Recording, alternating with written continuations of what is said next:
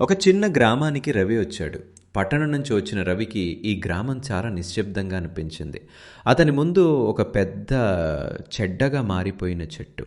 అందరూ దానిని గుబురు చెట్టు అని పిలుస్తారు. ఇది కేవలం చెట్టే కదా, అందరికి ఎందుకు భయం? చెట్టు పక్కన మల్లిగే నిలబడ్డాడు. కండుల్లేని చూపుతో ఆ చెట్టును చూస్తున్నాడు. ఆ రాత్రి రవి పేరు పిలువబడినట్టు ఒక గర్జన వినిపించింది. ఈ చెట్టు గురించి అందరూ మౌనంగా ఉంటారు. దానికే భయం. నీ పేరు వినిపిస్తే పరుగెత్తాలి. వెంకన్న అక్కడ వచ్చాడు. అతని ముఖం ఆందోళనతో నిండింది. ఈ చెట్టు ప్రతి 10 సంవత్సరాలకు ఒక ప్రాణాన్ని తీసుకుంటుంది. ఇప్పుడు దాని దృష్టిలో రవి ఉన్నాడు. చెట్టును చిన్నచూపు చూడవద్దు, అది జీవం. దాన్ని ఆపకపోతే గ్రామాలు నాశనం అవుతాయి. రవికి నిద్రపట్టడం లేదు. చెట్టులో కళ్ళున్న ముఖాలు కనిపిస్తున్నాయి.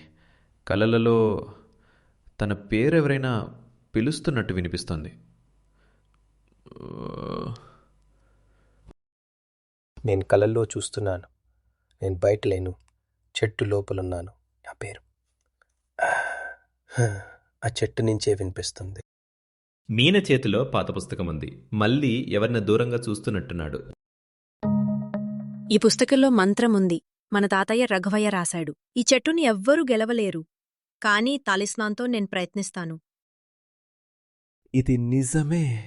ఇది రాక్షస చెట్టు.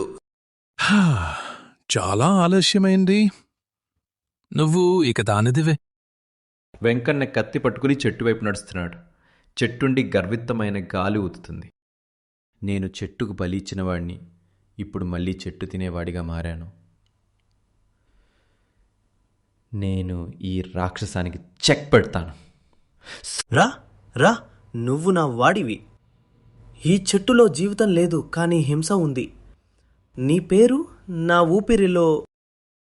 ప్రభాతంలో చెట్టు నిశ్శబ్దంగా ఉంది. ఆకాశం నీడలు వదిలిపెడుతున్నాయి. కానీ చెట్టు మీద రవిముఖం కనిపిస్తోంది. నవ్వుతున్నాడు. కానీ ఆ చెట్టు మీద ఒక చీకటి నీడ, రవిముఖం తేలికగా నవ్వుతుంది. ఆ నవ్వులో జీవం లేదు. కుబురు చెట్టు స్వరం, యా రా, నిన్ను వదలేను. ప్రతి జీవుడు చెట్టుకు కాదు, కానీ చెట్టు ప్రతి జీవుణ్ణి గుర్తుపెట్టుకుంటుంది.